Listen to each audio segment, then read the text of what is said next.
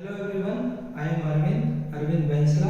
और question tag की जो हमारी क्लास चल रही थी उसमें आगे हम शुरू करेंगे, लेकिन उसको शुरू करने से पहले मैं चाहूँगा कि एक दो सेंटेंसेस हम दोबारा से प्रैक्टिस कर ले, जिससे कि वो एक इजी कॉन्सेप्ट हमें समझ में आ जाए कि इसमें है क्या। क्वेश्चन टैग जो चैप्टर था, तो अभी तक हमने बेसिक में दो चार चीजें करी थी क्वेश्चन टैग के अंदर। आप चाहे तो उसको एक बार माइंड में रिवाइव कर सकते हैं। माइंड में रिवाइव करने के लिए मैं भी आपको हेल्प कर देता हूँ। छोटे छोटे पॉइंट थे उसके अंदर। सबसे पहली बात कि सेंटेंस में हेल्पिंग वर्ब और प्रोनाउन दो चीजों को जोड़ के हम बनाते हैं, हेल्पिंग वर्ब लेते हैं और प्रोनाउन लेते हैं। उसके अलावा जो पॉजिटिव सेंटेंस होता है उसको नेगेटिव कर देते हैं, जो नेगेटिव सेंटेंस है उसको पॉजिटिव कर देते हैं। पॉजिटिव को नेगेटिव, नेगेटिव को पॉजिटिव। इसके अलावा तीसरा जो बेसिक रूल था वो था कॉन्ट्रैक्टेड फॉर्म यूज, यानी टूटा हुआ। इज को अगर उधर ले जाके इज नॉट लिखना है तो इज नॉट नहीं लिखेंगे, इजंट लिखेंगे। आर को आरंट, वॉज को वॉजंट, हैज को हैजंट। इस तरीके से हम यूज करेंगे। अभी भी जो हमारी वीडियो को पहली बार देख रहे हैं, इस वीडियो को पहली बार देख रहे हैं, तो क्वेश्चन टैग की इससे पहला पार्ट प्लेलिस्ट में जाकर के मेरे ही चैनल पर प्लेलिस्ट में क्वेश्चन टैग की वीडियो पड़ी हुई है, फर्स्ट पार्ट। आप उसको देखिए, अच्छे से समझिए बेसिक पार्ट को, फिर इसमें एग्जाम जो मैं अभी कराऊंगा उसको प्रैक्टिस करिए, उसके बाद आगे करेंगे। चलिए, तो अभी एक सेंटेंस ले लेते हैं, ही इज गुड। अब हमें इसका क्वेश्चन टैग बनाना है, ही इज गुड। तो सबसे पहले हम क्या लेंगे, हेल्पिंग वर्ब लेंगे, और हेल्पिंग वर्ब को हम क्या करेंगे, इधर इज। ये इधर पॉजिटिव है तो उधर नेगेटिव होगा, और इज नॉट नहीं होगा, क्या होगा, इजंट, और प्रोनाउन ही। ये हमारा हो गया, ही इज गुड, इजंट ही। चलिए, इस तरीके से अब एक दो सेंटेंस हम प्रैक्टिस करते हैं। चाहे तो आप ये के आंसर बिना मेरे समझाए, जब तक मैं समझाता हूं आप अपने पास भी कर सकते हैं।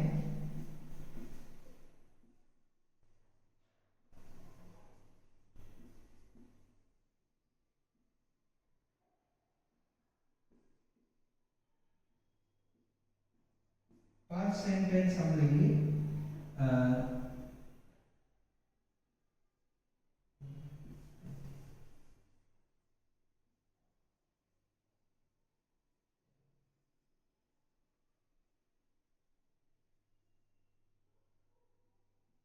एक लास्ट और ले लेते हैं।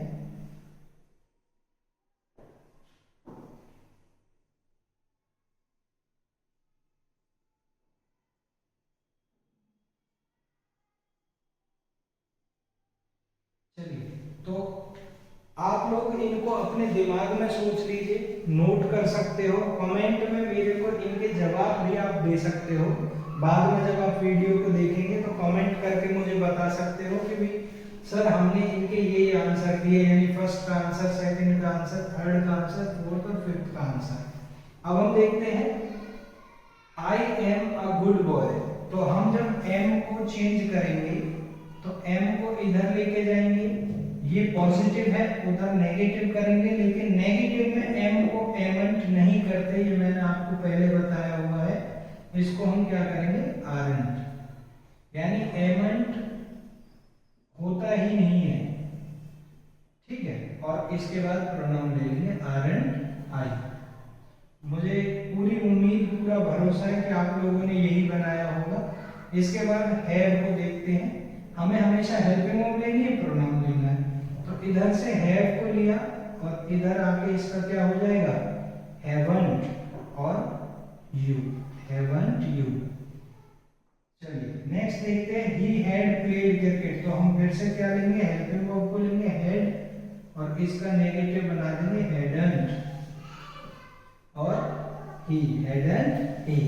तो आप लोगों को ये समझ में आ रहा होगा कॉन्सेप्ट कि हम कर क्या रहे हैं, हेल्पिंग वर्ब को उधर ले जा रहे हैं और उसको अगर पॉजिटिव है तो नेगेटिव कर रहे हैं, नेगेटिव है तो पॉजिटिव करते हैं। अभी तक सारे एग्जांपल पॉजिटिव के थे। नेक्स्ट जो एग्जांपल है वो नेगेटिव का है, यानी कैन और इसके साथ नॉट लगा हुआ है, नेगेटिव सेंटेंस है। तो कैन को कांट करते हैं हम, लेकिन क्योंकि इसमें ऑलरेडी नॉट है तो अब हम इसको कैन ही छोड़ देंगे, कैन और शी। प्रोनाउन में हम क्या यूज कर देंगे, शी, कैन शी। तो चलिए फर्स्ट था हमारा he is good, isn't he, I am a good boy, aren't I, you have done well, haven't you, he had played cricket, hadn't he, और she can not play well, can't she. तो hope आप सभी के भी answer यही रहे होंगे। अभी तक हमने बेसिक में यही सीखा था कि सिंपल 3 रूल हमने बेसिक के सीखे। पहला रूल था कि पॉजिटिव को नेगेटिव फर्स्ट रूल में मैंने डिस्कस किया था कि हेल्पिंग वर्ब और प्रोनाउन को लेते, यानी हेल्पिंग वर्ब को लेते प्रोनाउन। सेकंड रूल में हमने डिस्कस किया था पॉजिटिव को नेगेटिव करेंगे, नेगेटिव को पॉजिटिव करेंगे। अब बात आती है थर्ड रूल की। तो जो हमारा थर्ड रूल है वो ये था कि अगर सेंटेंस में जो हेल्पिंग वर्ब है जब उसको हम इधर नेगेटिव करेंगे तो has not, is not, was not नहीं करेंगे, हम इसको कॉन्ट्रैक्टेड फॉर्म में यूज करेंगे। तो होप आपको यहां तक सभी को समझ आया होगा। अब अगर आप प्रॉपरली मेरे साथ लास्ट तक रहेंगे तो बहुत अच्छे से हम इसको आगे भी कर पाएंगे। चलिए मैं ये इरेज कर देता हूं, आगे हम रूल पे चलेंगे। नेक्स्ट रूल,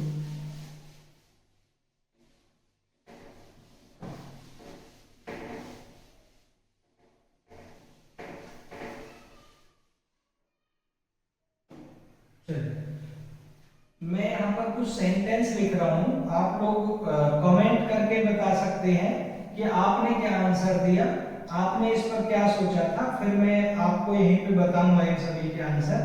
चलिए फर्स्ट है हमारा I play cricket.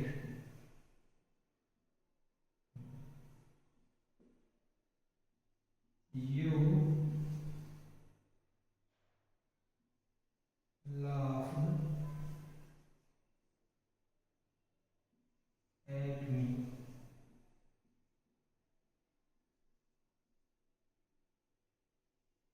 She eats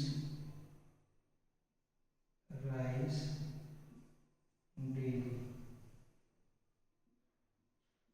अभी हमने रूल पढ़े थे, वो रूल्स के हिसाब से अगर मैं कहूँ आप इनको बनाइए तो आप लोग इस पर थोड़ा सा कंफ्यूज हो जाएंगे कि मैंने जो रूल बताया था वो ये था कि हम हेल्पिंग वर्ब लेंगे और उसके बाद प्रोनाउन लेंगे, लेकिन यहाँ तो ये प्ले आ गया। और प्ले क्या है, प्ले तो मेन वर्ब है, या हम इसको कह सकते हैं लेक्सिकल वर्ब, जो मैंने सेंटेंस जो पढ़ाए थे उसमें बताया था लेक्सिकल वर्ब। जिन्होंने नहीं समझा वो सेंटेंस की वीडियो जाके देख सकते हैं। लेक्सिकल को हम मेन वर्ब भी कहते हैं, और ये मेन वर्ब की फर्स्ट फॉर्म, यानी कई बार बच्चे कंफ्यूज होते हैं V1 क्या लिख दिया, जिन्हें पता है very good, V1 means verb first form.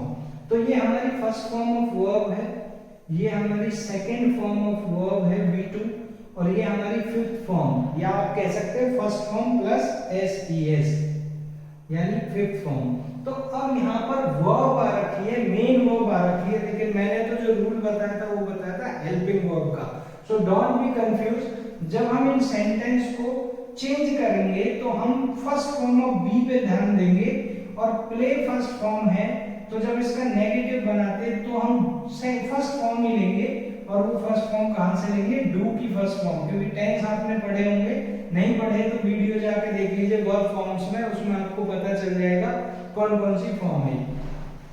Do first form होती है, डिड सेकंड फॉर्म होती है, थर्ड फॉर्म होती है डन, फोर्थ फॉर्म हमारी होगी डूइंग, और फिफ्थ फॉर्म होगी डज।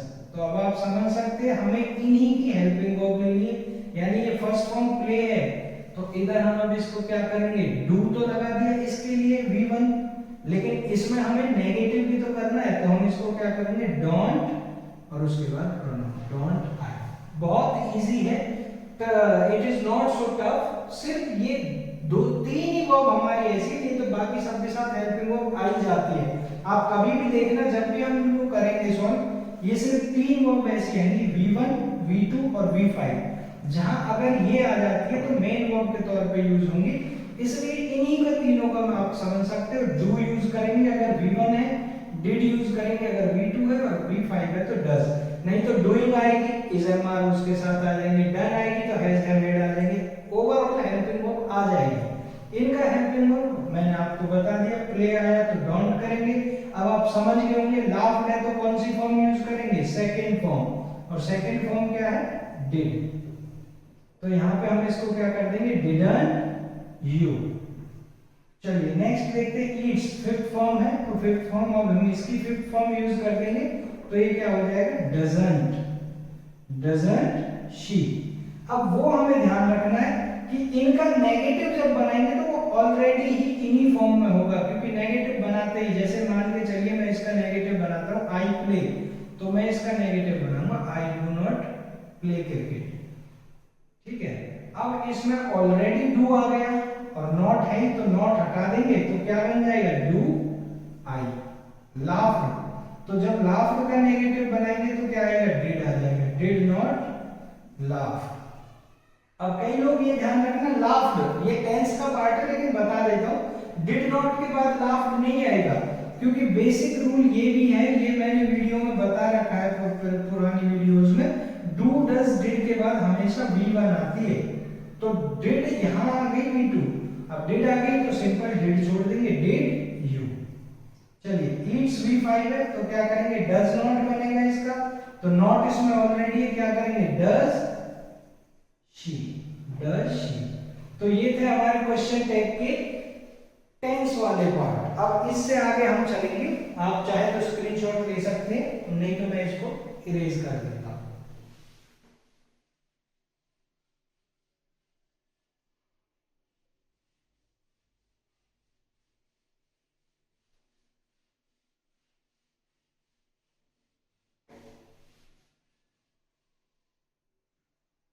तो ध्यान रखना है हमें, अगर V1 आए तो उसको हम डोंट में चेंज करेंगे, V2 आए तो उसको हम डिडंट में चेंज करेंगे, और V5 आती है तो उसको हम डजंट में चेंज करेंगे। और ऑलरेडी अगर ये डोंट आता है तो फिर उसको डू बना देंगे, डिडंट आता है तो डिड हो जाएगा, और डजंट आता है तो डज हो जाएगा, इसमें कोई ज्यादा सोचने वाली बात नहीं है। चलिए नेक्स्ट हमारा most important rule my dear friends students, कि इसमें हमें क्या ध्यान रखना है, कई बार सेंटेंस की शुरुआत इस तरह के सेंटेंस से हो जाती है, जैसे नोबडी, ठीक है जी, नोबडी हो गया,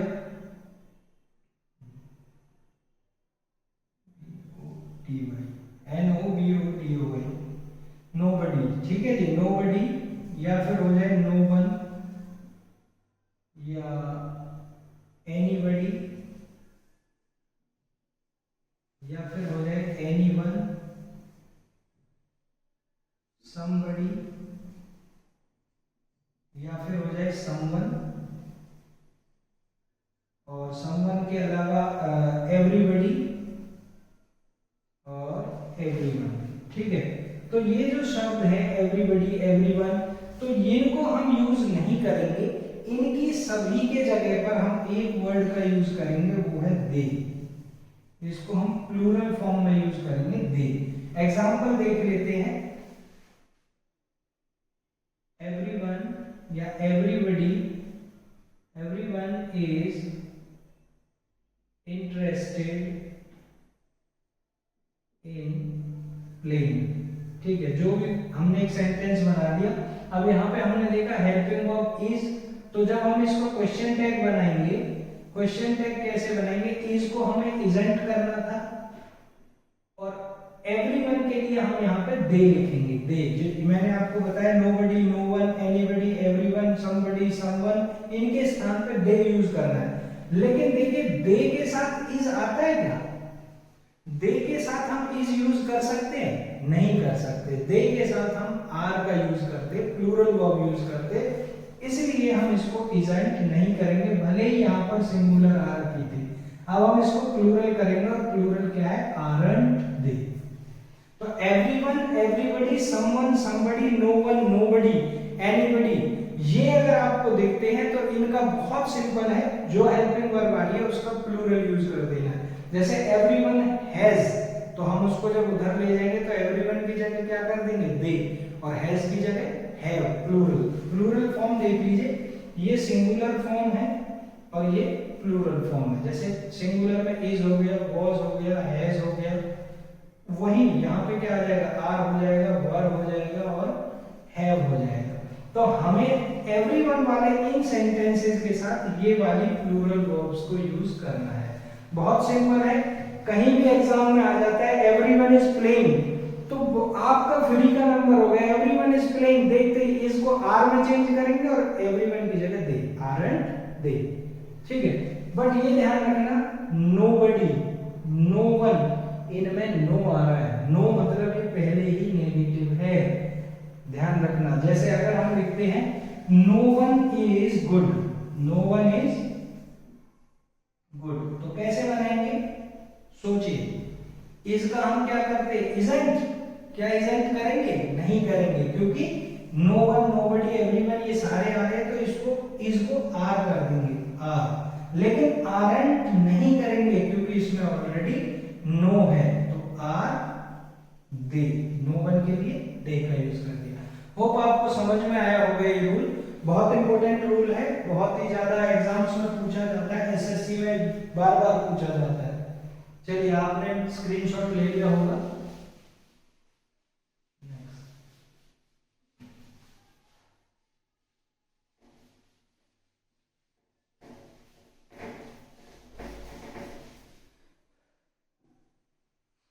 एवरीवन वाला हमारा हो गया, ये तो था पर्सन के लिए, लेकिन कई बार हम चीजों के लिए भी तो बोल देते हैं, है ना। तो चीजों के लिए हम कैसे करेंगे, यहां पर वो सेंटेंस आपको देखेंगे, समथिंग,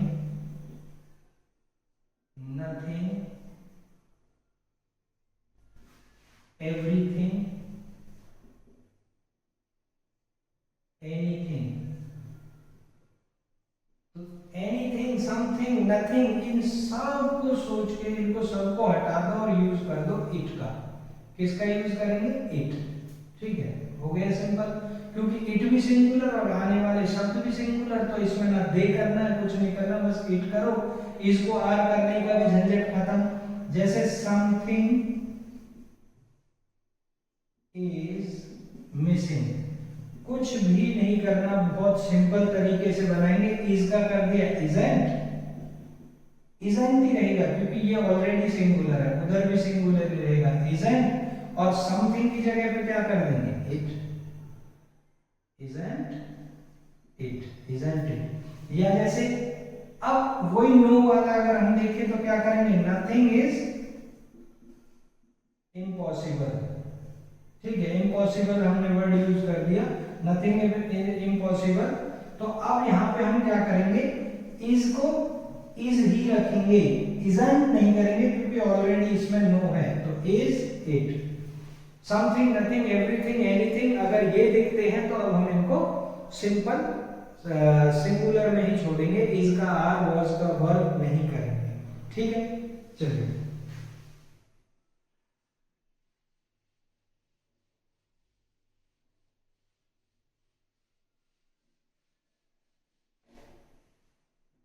नेक्स्ट रूल हमारा है इंपेरेटिव सेंटेंस को लेके।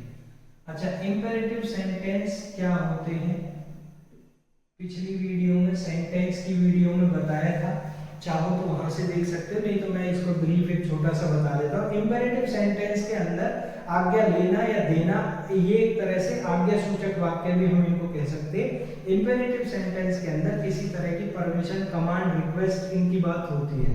तो जब हम कमांड देने की बात करते हैं, रिक्वेस्ट करने की बात करते हैं, तो इंपेरेटिव सेंटेंस उसकी इतना ज्यादा लंबा चौड़ा कुछ नहीं सोचना, बस 7 पहचान छोटी छोटी सी है, उन 7 पहचान को अगर आप अच्छे से देख लेते हो, एक बार इस वीडियो में देख लो, पिछली वीडियो में देख लो, कहीं भी देख लो, किसी और चैनल से देख लो, नो मैटर, ये जो 7 पहचान जो मैंने बताई है, इन 7 पहचान को इंपेरेटिव की अगर आपने अच्छे से कर लिया तो इंपेरेटिव सेंटेंस को 1 सेकंड में पहचान लोगे, कभी दिक्कत आएगी नहीं।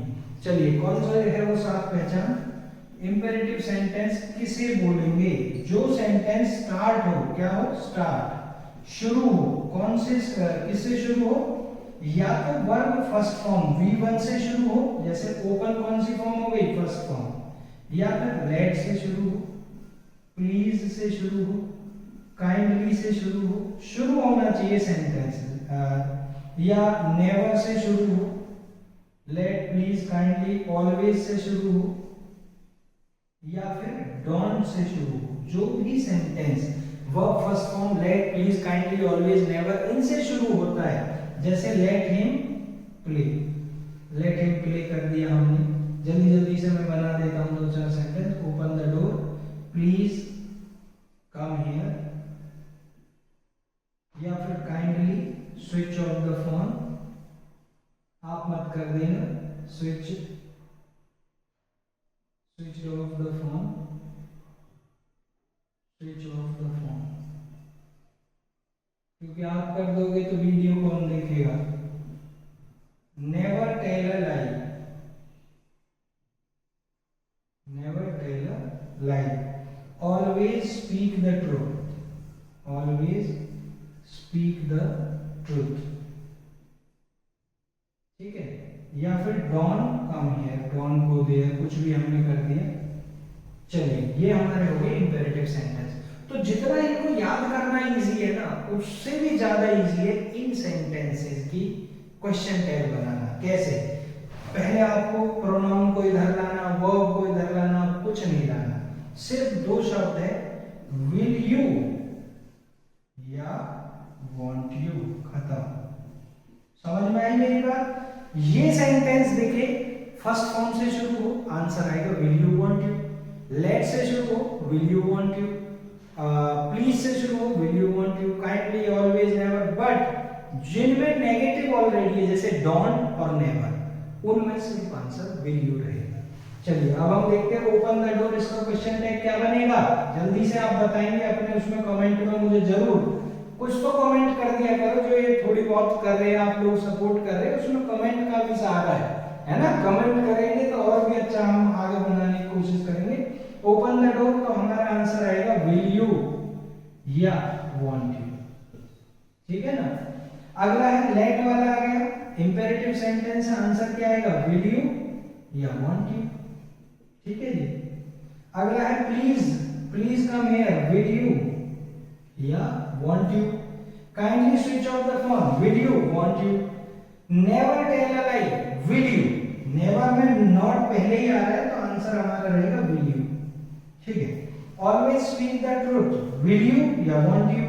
don't में फिर से आंसर क्या रहेगा, will you, ठीक है। समझ आई?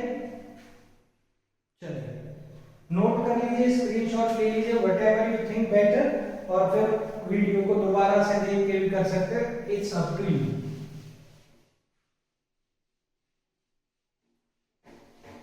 तो इसमें तो आपको बस पहचान करनी है कि सेंटेंस इंपेरेटिव है, आंसर तो क्योंकि आपको पता ही है, will you want you, will you want you. लेकिन अगर कहीं पे एंगर दिखे, एंगर गुस्सा, ठीक है, एंजाइटी दिखे, टेंशन तनाव, गुस्से में हम क्या बोलते हैं, जैसे शट अप।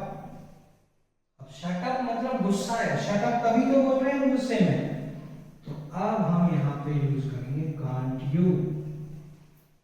ध्यान में रखिएगा, सिंपल सेंटेंस में हमें V1 से ही शुरू है, ये भी V1 इंपेरेटिव सेंटेंस है, आंसर होना चाहिए था will you want you. Shut V1 है, वर्ब फर्स्ट फॉर्म है, और आंसर होना चाहिए था विल यू या वांट यू। लेकिन इसके अंदर एंगर शो हो रहा है, गुस्सा शो हो रहा है, तो इसमें हमने क्या किया, कांट यू। हमें ध्यान रखना है, एंगर एंजाइटी दिखती है तो विल यू वांट यू नहीं करेंगे, क्या करेंगे, कांट यू। ऐसे ही लेट वाले सेंटेंस में अगर अस आ जाए, लेट अस, या फिर इसको शॉर्ट में लेट्स कर दे, लेट्स, लेट अस, तब क्या करेंगे, लेट अस प्ले, ठीक है। हम क्या करेंगे इसको, लेट अस प्ले। या फिर इसको हम शॉर्ट में कहें लेट्स प्ले, तब क्या करेंगे, अब इसके लिए आप यूज करेंगे शैल वी। क्यों? क्योंकि अस को हम वी करेंगे ना, उधर जब प्रोनाउन आएगा, तो ये प्रोनाउन चैप्टर में हम पढ़ेंगे, लेकिन अभी ये समझ लीजिए वी अवर अस ये होता है ना, तो अस को जब हम चेंज करेंगे उधर सब्जेक्टिव केस में, तो वी आएगा, ही यू नहीं आएगा। तो लेटस, लेट्स को हम किस में चेंज कर देंगे, शैल वी। छोटे छोटे और बहुत इंपॉर्टेंट दोनों पॉइंट है, एंगर एंजाइटी गुस्सा तनाव दिखे, कांट में चेंज करेंगे, शट अप कांट यू, ठीक है। और अगर इसमें दिखता है, हमें क्या दिखता है, लेटस या लेट्स, तो हम उसको चेंज करेंगे शैल वी में, ठीक है। यहां तक मुझे उम्मीद है आप लोगों को बहुत अच्छे से समझ में आ रहा होगा, क्योंकि क्वेश्चन टैग चैप्टर बहुत इंटरेस्टिंग चैप्टर है, इसको करने में मजा आता है। फ्री के नंबर हमें दिखाई देते, तो ये फ्री के नंबर लेना कौन नहीं चाहेगा। थोड़ा सा दिमाग लगाओ और फ्री के नंबर डन। चलिए, अब कहीं पर क्या होता है, दिस आ जाता है, दिस, ठीक है, दिस आ जाए या फिर दैट आ जाए, क्योंकि नियर के लिए हम दिस यूज करते हैं और फार के लिए दैट यूज करते हैं, ये होता है सिंगुलर के अंदर, ठीक है। अब आ जाए दीज या दोज, तो जो दीज और दोज है, दीज हमारा नियर के लिए है और दोज हमारा फार के लिए, मतलब नियर नजदीक, फार दूर, ठीक है। दिस दैट दीज दोज, ये भी हमारे प्रोनाउन है और आपको ये प्रोनाउन चैप्टर में पढ़ने को मिलेंगे, डेमोस्ट्रेटिव प्रोनाउन। तो इनको हम कैसे चेंज करेंगे, इनको हम चेंज करेंगे दिस और दैट, इसको हम इट में चेंज कर देंगे। ध्यान रखिएगा, दोबारा से देख लीजिए, दिस दैट जहां भी दिखाई दे उनको हम इट में चेंज करेंगे। जैसे दिस इज माय बुक, ठीक है। अब यहां पर इज को हमने क्या करना है, जब इसका क्वेश्चन टैग बनाएंगे तो इसका क्या हो जाएगा, इजंट, और दिस का क्या हो जाएगा, इट। तो इजंट दिस नहीं, इजंट इट हम करेंगे, इजंट इट करेंगे। चलिए, अब देखते हैं, अगर यहां पे आए these are my books, these are my books. अब दीज आर माय बुक्स का हमें क्वेश्चन टैग बनाना है, तो आर का क्या हो जाएगा, आरंट, ठीक है, आरंट। अब दीज को हम किस में चेंज करेंगे, जब वहां इट में चेंज किया तो इट का प्लूरल प्रोनाउन के अंदर हम पढ़ेंगे दे होता है, ये सिंगुलर था तो हमने इट यूज किया, अब हम प्लूरल यूज कर रहे हैं तो क्या यूज करेंगे, दे, तो चेंज हो जाएगा आरंट दे। समझ आया, ये भी बहुत इंपॉर्टेंट पॉइंट था। तो दिस दैट इट में चेंज करेंगे, दीज दोज दे में चेंज करेंगे।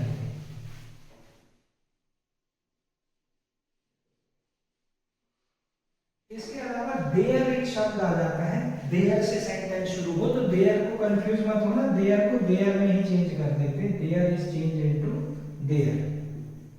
There are a few books on the table, जो भी कुछ हमने कर दिया। ध्यान रखना, ये सिंगुलर में आता है तो इसका इजंट हो जाएगा, प्लूरल में आता है तो यार, जैसे देयर इज समथिंग देयर या कुछ भी हमने कर दिया, वहां पर कुछ पढ़ा है, तो ये जैसे भी आएगा उसी हिसाब से। यहाँ प्लूरल वर्ब आई तो क्या कर देंगे, आरंट, और देयर का देयर छोड़ देंगे। यहाँ सिंगुलर वर्ब आई इज, तो इजंट और देयर का देयर छोड़ देंगे, ठीक है। तो there are a few books, there, aren't का आर है तो आरंट, इज है तो इजंट, इसमें कोई फर्क नहीं पड़ेगा, सिंगुलर प्लूरल जैसी भी वर्ब आई है वैसी की वैसी चेंज हो जाएगी।